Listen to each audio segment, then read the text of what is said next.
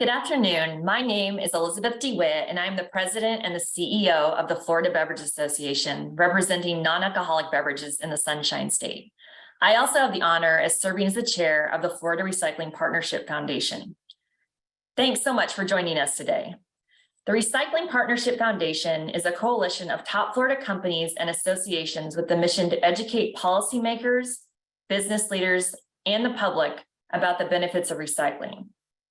Over the last 10 years, we have provided educational sessions across the state of Florida. We have also commissioned the University of Florida to conduct 2 studies. The first study looked at contamination rates in the state. The second study that we are releasing this month is called Investigating the Economics of Current and Future Recycling Programs in Florida. This study looks at the economics and environmental impact recycling programs have in our communities. It is my pleasure to introduce you to Dr. Malak Anchasi, who is one of the authors of the study. Dr. Anchasi joined Florida Polytechnic University in the fall of 2021 as an assistant professor in the Department of Environmental Engineering.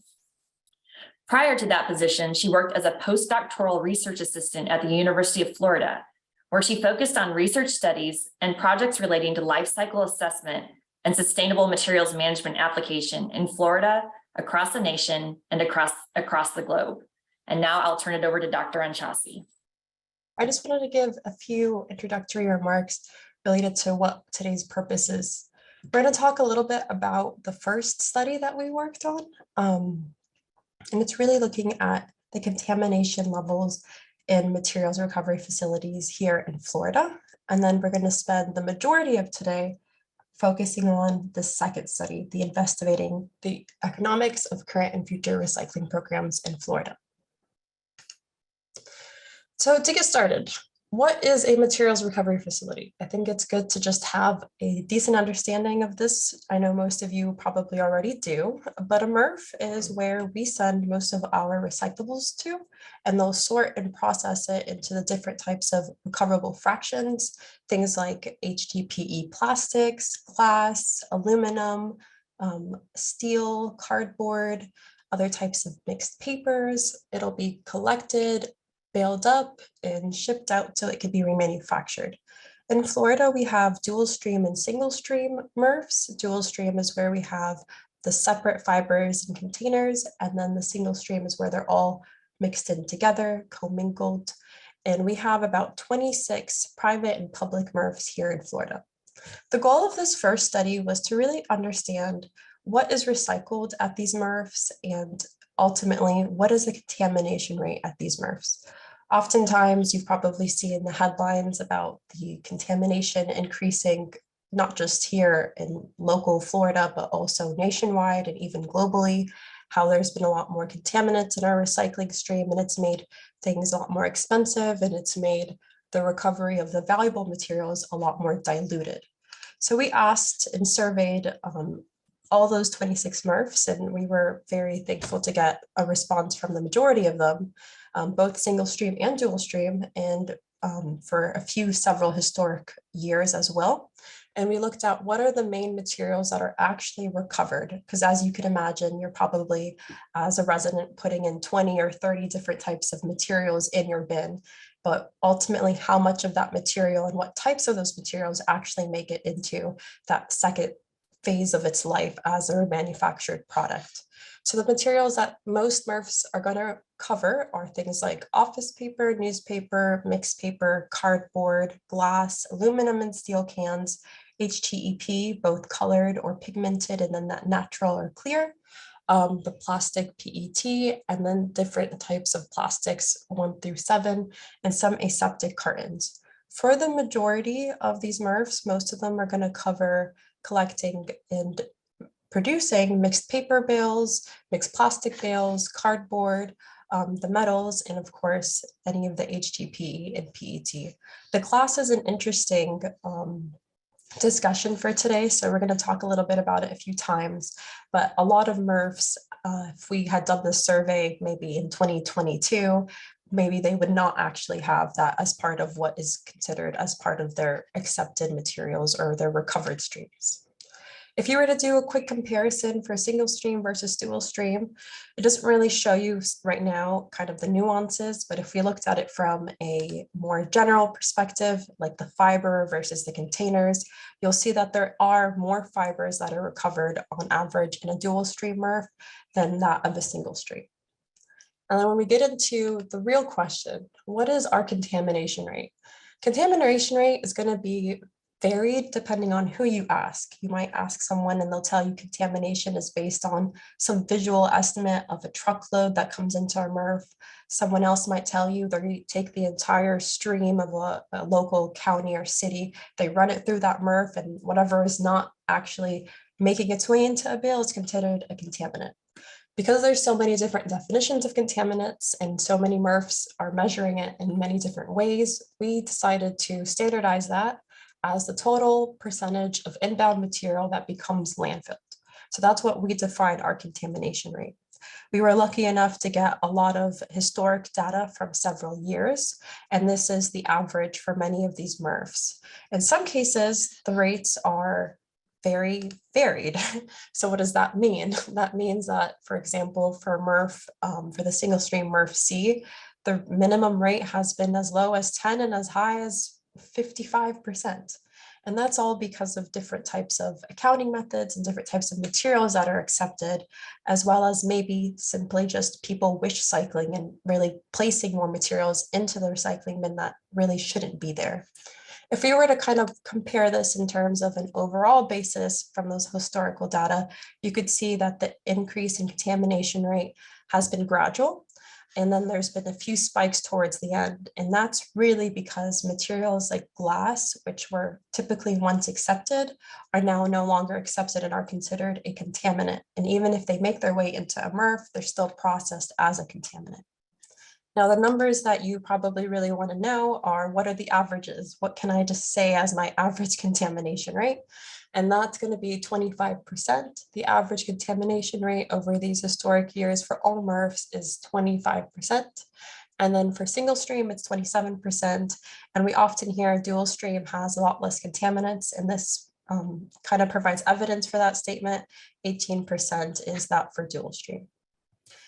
All of the information related to these MRFs, as well as a lot more details about how some of these numbers were derived, are all found in this report that's already available. So feel free to reach out to me or check out this link whenever you have the chance. So to kind of get started, a lot of the information that we learned as part of the MRF contamination has brought about many other headlines and recycling challenges. So we've probably all seen these headlines that a lot of the Asian markets are no longer accepting materials, that there's more and more contamination in our stream. We just saw that that is true. And one thing that we haven't talked about yet today is how fluctuating the market prices are, but I'm sure most of you already know that. There's a big fluctuation in recyclable markets, all depending on different competing demands. And of course, there's always this need for an environmental and economic evaluation for these programs, especially ones in the future, since costs are increasing and contamination is increasing. How worthwhile are our recycling programs in the first place? So we put together a few different examples of how to do that.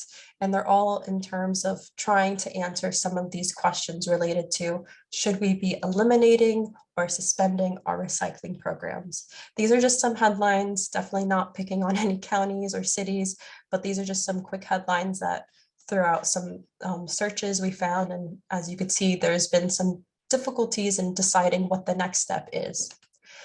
One next step is kind of using these concepts of circular economy and sustainable materials management in a very brief way of trying to explain what these are and how they contrast with one another. You could think of circular economy as the difference in changing from an economy where we make and we take and we throw away things in a linear fashion to it being recirculated and reused and reintroduced into our economy. And then sustainable materials management really looks at materials throughout its entire life cycle and tries to determine for each of those stages, what is the most productive use and least environmental aspect that we could consider for that material, while also maintaining the economic and social constraints that we live in. So we tried to use some of these concepts to address the issues associated with recycling programs and really understand if we were to apply S&M, apply circular economy, what would that look like in our restructuring and our reevaluation? And to do that, we first need to develop a model, and this model is going to be focused on single family residents in the state of Florida, and using the mass flows reported by the Florida Department of Environmental Protection, as well as some cost data that we collected from several communities in the state. And we looked at understanding through this model, how can we simulate the mass flows, the cost, and the environmental burdens associated with our current waste management and any of these potential future changes to our recycling program. We did this for 2 years. Well, we did this actually for 3 years, but I'm going to show you results for 2 years. 2011 and 2020, and the third year was 2015. The reason why these years were picked, so 2020 actually represents one of the worst recycling markets in the last 15 years, and 2011 represents the best recycling market, and 2015 gives us kind of that in-between medium. The type of information from that MRF study that was used as part of this study, a lot of the recycling bin composition data was useful here. You could see how different the 2020 data as comparison to 2011, especially if you look at newspaper, how big of a chunk that was coming out of the MRFs for the 2011 year, as opposed to that for 2020, that 31% compared to that 8%. And then how different things are in relation to, like, for example, that mixed paper. And then, of course, our contamination, those contaminant numbers, that residual rate number has increased over time. We also had to kind of summarize our mass flow data. So this is just a very quick snapshot of how much waste has been garbaged. How much of our garbage is landfilled versus combusted, how much of that is of our recyclables that are collected, what are they and what does it look like? All of this feeds into the model. I do not mean to spend too much time getting into all the mechanisms that are used as part of the study. If you do want to learn more about that, I'm more than happy to discuss that later, but just so that you can have a starting point to see where some of this information is going to be used to give us the results, such as our economics. So what type of economic portfolio do you see in terms of our waste management cost? On average, in the state of Florida, the annual household cost is $230. We also looked at this in terms of comparing that cost to our modeled simulated costs or the predicted cost to what other counties have done for 2020. And it's around the same average. That one's 244. But you could see the majority of the costs are associated with our garbage collection, our recyclables collection, how much of that cost goes towards disposal, for example, the landfill, the combusted fractions, and then the very big concern with the recycling industry is that MRF processing. We always ask ourselves, does MRF processing costs and recyclables collection costs really outweigh the benefits you get from the recyclables when they're sold? And you can kind of see for some times that might be the case. And we'll see a little bit later on how that cost really comes about. Because remember, even if you are dropping a recycling program, you still have to take that garbage and you still have to take that recyclables that's now garbage and treat it as a disposed stream. One other aspect that is very important as an environmental engineer is the environmental impacts of that. And the way that we looked at measuring our environmental impacts is through these concepts of sustainable materials management and using the tool life cycle assessment. So life cycle assessment allows us to look at throughout all the life cycle stages what the environmental burdens or footprints are associated with making that material, from when it's extracted from the earth to its processing and manufacturing, its use and its end of life. This next slide right here kind of shows you a very overview impact of what the recycling benefits are for various waste components. You could see if you were to recycle an aluminum can, a ton of that, you can get a savings or a negative offset of greenhouse gas emissions of almost 10 metric tons per CO2 equivalents. So that negative means that you are avoiding or you're offsetting any type of potential greenhouse gas emissions because you're taking that post-consumer aluminum can and you're able to offset the aluminum ore mining and processing. And the same can be said for anything else, the cardboard, the trees, steel, the petroleum products from the PET and HDPE, the sand and silica from the glass. This type of information is what was the foundation for our environmental impacts modeling, and the overall environmental impacts modeling for our household was about negative 0.02. So that means because we are recycling at a pretty aggressive rate, 32% is what was assumed per the model. Normally that residential single family home, for example, is about 15–20%. So we're recycling at a relatively aggressive rate, and we're able to retrieve most of that environmental benefits because we're avoiding the potential use of virgin materials. And that allows us to kind of offset any other emissions associated with, for example, landfilling or collection or processing, the electricity that's needed in a MRF or the methane that's generated at a landfill. So overall, we have a net benefit with our waste stream. So now that you have this understanding of what the problem is, you have an understanding of how our economics and our environmental footprints are currently estimated and what they are, now we can kind of get into the more interesting things. What happens when we try to project different recycling strategies and simulate these environmental and economic impacts? We did a few different types of approaches. We took a few different types of approaches. You could see them here. I'm not going to spend all the rest of the webinar talking about every single result. We're just going to focus on the two that are most interesting, in my opinion. They eliminate recycling, and then the target recycling, where we're targeting certain types of materials only. So you've probably heard you've probably seen or heard some of the news headlines describing commodity prices for certain types of materials have skyrocketed, and in other cases, they've fallen quite dramatically. Well, we used economics as well as the environmental benefits that you kind of saw from before to be able to estimate and determine what type of materials should we be targeting in our waste stream for our recycling program. To begin with, just to give you some context, if you looked at the historical commodity prices in 2020, this is for those same materials. And if we were to compare this to our 2011, which we know is the best and the worst 2 years in the last 15 years, there's some materials that are always going to have a pretty low commodity value and others have pretty high commodity value.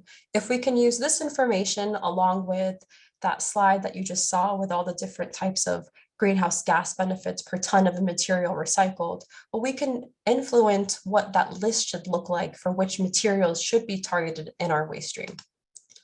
And that's going to be things like our aluminum should stay, things like our paper, our mixed plastic, our glass, maybe those should not be included as part of it. Our cardboard boxes, our PET, that would probably also be a benefit to keep in our system. So kind of just take a few steps back. I'm going to show you a few general results for the entire waste stream. We're going to look at the value we just saw before, that 230. Then we're going to see what that value is going to be like when you have no recycling, you're eliminating your program. And then when you target those specific materials that have a high commodity value and a high environmental benefit when you are recycling them. So that's our 230 value. When we drop our recycling program, that material still needs to be managed somehow. So now that recycled material is going to go into our garbage stream, it's going to be collected as garbage, and it's going to be disposed of in our landfills or our waste to energy facilities.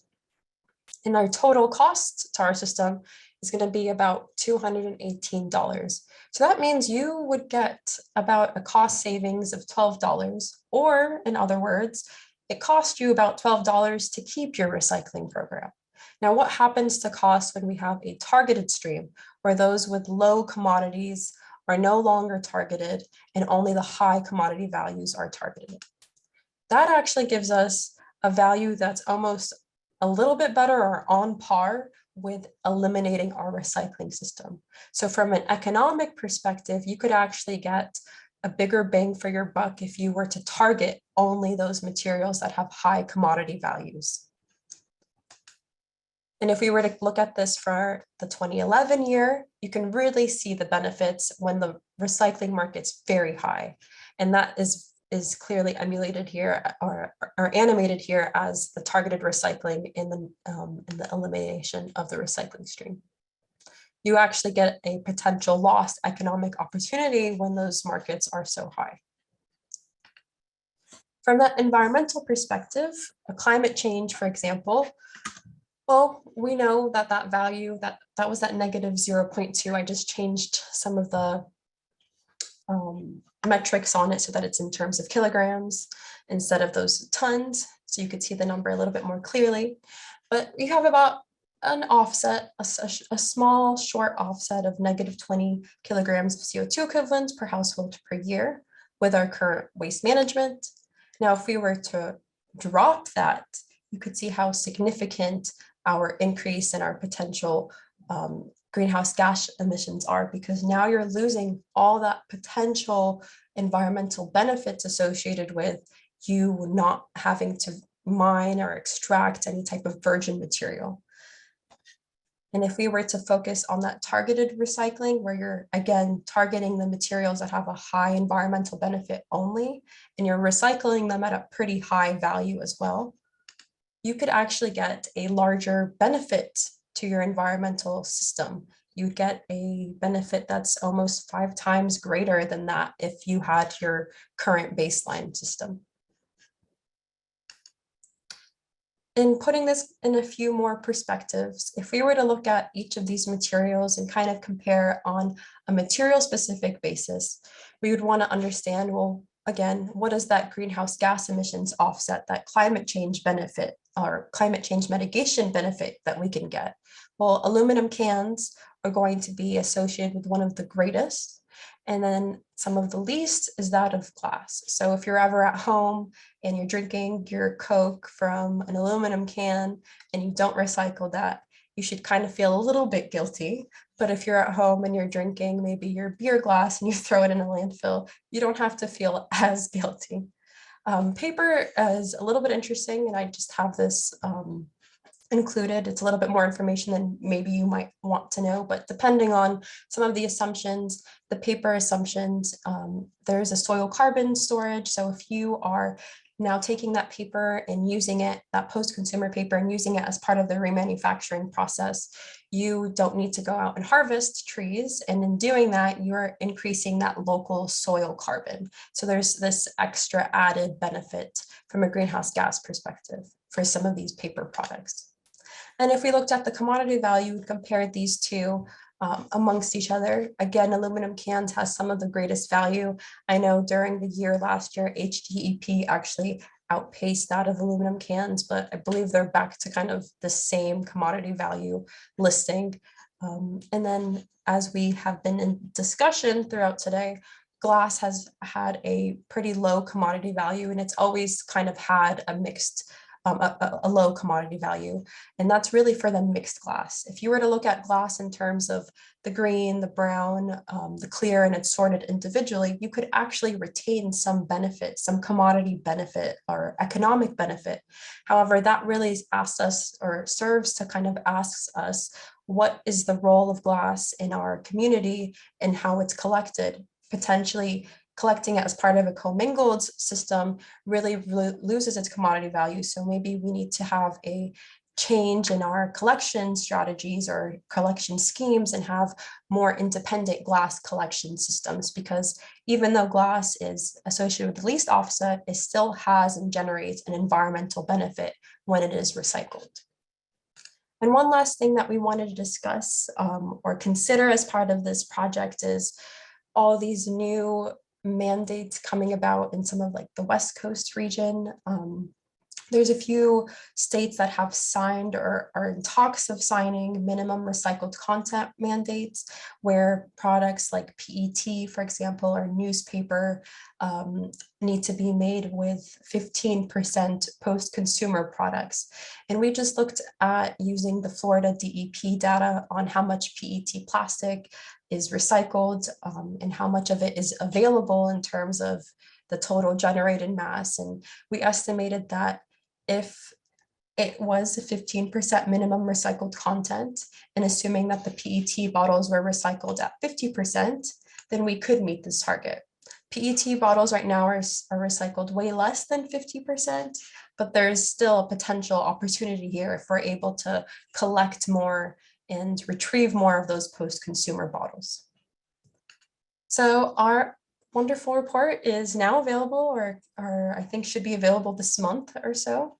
The link is going to be provided, I think, as part of this webinar as well, and some kind of shameless plugs that I'd like to share with all of you all. We worked on a project, or I worked on a project when I was still a postdoctorate student, and it was through the Hinckley Center for Solid and Hazardous Waste Management. We put together a tool that allows counties and cities and other decision makers here in Florida to evaluate their waste stream and look at the potential impacts in terms of the environmental and some social impacts. And that could be found on this website. And then we also are working on a new project, a new Hinckley Center funded project related to applying some of these concepts that you just learned today, but in a lot more detailed scale and on a bigger regional scale related to Florida, not just on the whole state, but many different types of regions. That way we can incorporate as many different variances, because there's many talks related to these potential changes to our recycling program. And I just wanted to thank you all for your time. And I'm going to actually turn this over to Dr. Tim Townsend. I think he has some concluding remarks he'd like to add to this as well. Thanks, Malik. I'll just say a few things, and then I think we'll turn it back over so you can have your question and answer session. I think one of the bigger things that was learned in this work and related work is that talking to experts in the industry and stakeholders over the years, one of the things that is always commonly said is, well, recycling costs too much money, or recycling pays for itself. One of the, I think the bits of clarity that the work added is that you should always, for the most part, expect recycling to be a little bit more expensive than putting something into a landfill. That being said, is that when the markets are good, it almost pays for itself. When the markets aren't good, it's a little bit more expensive. I would argue that the amount that it's expensive or more expensive by is not a tremendous amount. We've seen that over the past 2 decades, if you look at the costs associated or the market values associated with materials, even under the worst of times, you're talking prices of $2 or $3 or $4 extra per household per month. If you look at the environmental benefit associated with that, it's actually on par with other investments that local governments will often make, or private industry will often make, with respect to sustainability initiatives. Things that we've looked at, for example, green power purchase programs or electric vehicles. The investment that a local government makes in a recycling program, that's a cost perhaps that they'll pay. The benefit that they get from a lot of these greenhouse gas emission reductions and similar are on par or better with compared to many of these other things. And so the idea is that you need to begin thinking about recycling as a service to your citizens. Local government, recycling is a service that you provide. There's a cost to it. That cost doesn't have to be great. It might be a little more during those times when the markets are bad. When the markets are good, it's very similar to what you'd pay otherwise, but it's a good investment from an environmental perspective. And then moving forward, there are things that you can do both as an industry, as customers, as consumers, to greatly improve your chances that not only more cost effective, but more environmentally friendly. And that's really getting smarter about how you recycle. It's not stopping the recycling, it's how do you do it smarter? How do you target the right materials? Now, I'm not suggesting that's easy. I think everybody on the call recognizes that's a big challenge, that's a big lift. But the idea is that if you can target the things that make the most difference and focus your recycling efforts on that, which again, I'm not diminishing the challenge, then you can really go a long way in terms of making this a more cost-effective, environmentally friendly practice that you'd be loath to abandon as a local government or a community. Thank you. Great. Thank you so much, Dr. Townsend and Dr. Anchasi. I think, you provided a lot of information, a lot to think about and process. And I see that there's already some questions in the Q&A here. So I don't know if both of you want to tag team, or we'll go to Dr. Anchasi first, if you want to come back on screen. So the first question that I see in our Q&A, and for those of you on the webinar, feel free to post your questions there and we will answer them as time allows. The question is, what is the tipping rate used for these models? Thanks. Making sure I'm unmuted. Yeah, that's a great question. We use the average tipping rates for landfills and for waste energy facilities in the state of Florida for 2011, 2020, and 2015. They're reported by FDEP through the annual solid waste reports. Perfect. Oh, and then for, in case you're wondering, for the MRF processing fee, we used $115. So a pretty representative and recent value. Great. Thank you, Rhonda, for that question. And then the next question is, does your analysis assume universal, access to curbside recycling? Or do you have any metrics for opt-in or opt-out programs? Yeah, so we made a generalized assumption that everybody would have the same type of curbside recycling collection. Okay. And it would be 2 times a week. 2 times a week. Okay. It also asks if your analysis assumes any cost benefit share between processor and community, or is it just based on tipping fees at the processor? So that is actually a really great question. We, in this case, tried to simplify the model, and we didn't assume any type of revenue sharing with the local government and the MRF.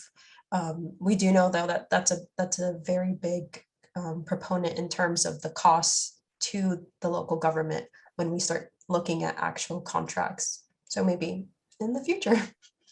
Yeah. I think those are the questions we had now. I see we did have a question about the contamination rate for 2020. And I know you said 25% was the average, and 28% for single stream and 18% for dual stream.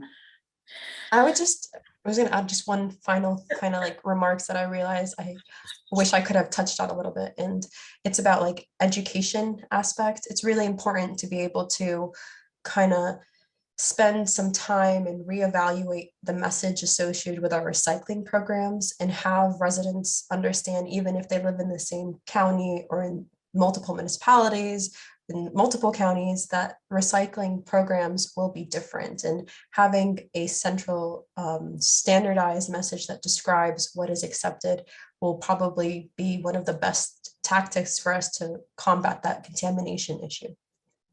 Yeah, absolutely. I think that, along with the amount of tourists we have, it just further confuses everything, where our residents don't necessarily know where to recycle. And then we have tourists who also might want to recycle, but don't quite understand what they can recycle where.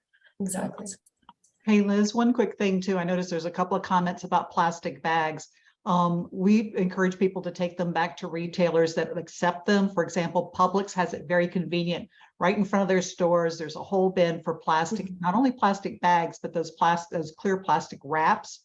And I know that DEP has been working on a wrap program as well, trying to get that material out of the curbside recycling. So we want to let people know that, yeah, that's recyclable, but not in your curbside. There's so many things of that nature that we have to tell our fellow Floridians, don't put that in that curbside recycling bin. But when you go back to Publix, take those materials with you, and they are happy to do it. They have the cutest little commercial right now about a little girl telling her mom and dad that they're sitting on something made from plastic bags, and it's like a picnic table and all, and it's adorable. Okay. Is there any other questions that I missed or chat items? Let's see. I do see in the chat, Vincent LeRay's mentioning that he's part of the recycling partnership, and if you're interested in grants or resources, he provides his email there. So feel free to access that in the chat. And then one more, for communities that are currently not recycling due to lack of infrastructure, how would the startup cost to purchase curbside recycling bins for rural communities be covered? That might be a little bit out of your purview, Malik, but if you guys have insight on that. You know, I don't think I could give you a direct answer to that. I don't know, maybe Dr. Townsend, if you have anything you might add, or Liz or Kina. I don't think I have a very good answer for that. Yeah, I think it just differs by where you're located and the current resources. And I don't think there's a straightforward answer on that, but definitely could get back to you or connect you with some folks that may have more definitive answers that we could provide through them. I know EPA has got a grant program going on right now for rural communities to help them with startup costs, infrastructure costs, and things of that nature. So you might want to go to the EPA website and look at rural communities. No, that's great. Yes, Vincent LeRay from the Recycling Partnership mentioned that he can help with understanding the startup costs. So if you, Andy, would like to connect with him, his email is in the chat box. And then we had another question. Let's see here, sorry. Did the percentage of contamination reflect anything specifically between the various MRFs? Did MRFs with a lower percentage care to identify their contamination more than those with higher numbers, or was it strictly the ability to calculate? I would say it's more so strictly the ability to calculate. A lot of the MRFs described different types of contamination metrics that they used, even within one MRF, depending on who they're servicing. If it's like the local city or the county, they measure the contamination rate differently. For example, they would do almost like a recycling contamination composition study, or if it would be a matter of certain types of visual trucks. So it's the reason why we stuck with that standardized method is because it is something that we could calculate, and it's very much so unbiased. We had a question about political yard signs. There are some companies taking in political yard signs in Central Florida. Do you see this as a growing trend across the state? Malik, I don't know if you did any research on that or have any insight, and Kina, I'm sure you may have some insight on that as well. Yeah, I haven't heard much about that, other than if it's like a cardboard, if it's basically all cardboard, then it could go into your recycling bin. But I haven't heard too much about that. I'm not sure if you have, Kina. Yes, matter of fact, one of our members, New Cycle Energy, was collecting those. They've been working with some of the different counties collecting those signs, and they're taking it to their facility. Their facility takes all those kind of hard to recycle materials, and they make a specialized fuel cube that has been sold to Cemex. So Cemex can cut down the amount of coal that they use in their processing. So it's New Cycle, it's NU Cycle Energy. It looks like Pure Cycle also took some of those in Central Florida as well, according to the chat. Let's see here. So that you guys can look at the chat discussion for a few more details there. I'm not going to read all of that on there, but thank you for that question. Yeah, there's been quite a few cities and counties who have accepted them as well. All right, here's a broad one for you, Malik. What is the outlook for recycling in Florida? That is a very good and broad question. I would say the outlook is as positive. There's a lot of communities who are trying their best to be environmental stewards and also, of course, be within the budget that they've been allocated, be it the city or the county or the state. There's definitely been a lot of talk about bustling grants. I'm sure many of you have heard of the EPA grants, especially within this just last few months. So there's a lot of infrastructure in place that has also been growing domestically. I know there's been a few paper mills, newer glass recycling, sorting, not really recycling, but glass sorting, remanufacturers. There's also been a few new mixed plastics, local domestic remanufacturers that have also been opened up in the last few years, I would say like last year or two during like the COVID pandemic. So overall, domestically and even just locally, there's been a lot more positive outlook and growth. I do think though, there is a mindset change that we all need to have, that recycling isn't going to always provide us money. It's not going to always provide us a break even. It's not even always about the cost. It's really the environmental benefits that we get. And you could see from that example from the no recycling and the recycling, that 32%, you get almost a 20 times bigger benefit just simply having your recycling. And if it only cost you maybe $10 or $20 a year, that's a lot cheaper than your Wi-Fi. That's a lot cheaper than your cup of coffee every once in a while. So it's definitely going to take us some time to be able to change our mindset towards our recycling systems. But I would say overall, it is a positive outlook. At least I've been working towards that. No, I think that's what we're all working towards here. And I know those of us on the call that have an interest in that, it's definitely a challenge, but I do think education is going to make a big impact. And I think future generations will help with that as well. I know my kids talk a lot about recycling that they learn in school, so that's helpful. I did see one other question here before we let you go. Is the glass market looking to continue to soften, or is there a chance it will rebound? I would say based on historic data, the mixed glass has always had either very low, like it costs you money to be able to process or to be able to kind of accept that recycled material, or it almost just doesn't cost you anything. Especially when I talk to many counties, some of them just had glass contracts in place, glass recycling contracts in place where they didn't have to pay the processor anything. The processor would just accept it. I think the only cost would be associated with transportation, which I'm sure is not cheap considering how heavy glass is and how little glass remanufacturers we have in Florida. So there's quite transportation distance travel. And then there's quite a few where they will accept your glass and give you a specific price that you pay to get rid of your glass, depending on how contaminated it is. So then you might send in some of your material to their facility, and then they do some type of contamination analysis or composition study, and they'd give you a price for it. I would say ultimately mixed glass, it'd be surprising if you if you had a high revenue stream from recycling it.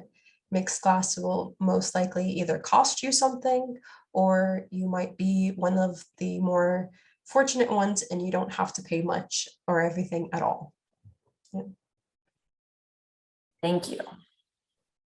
Okay, so that looks like all of our questions for now. And I want to thank Dr. Anchasi and Dr. Townsend for their great work. As you can see, here's where you can go on the website to find out more about their study and get, I think, a little more in-depth analysis and maybe some more metrics and numbers for those of you that were interested in that type of background as well.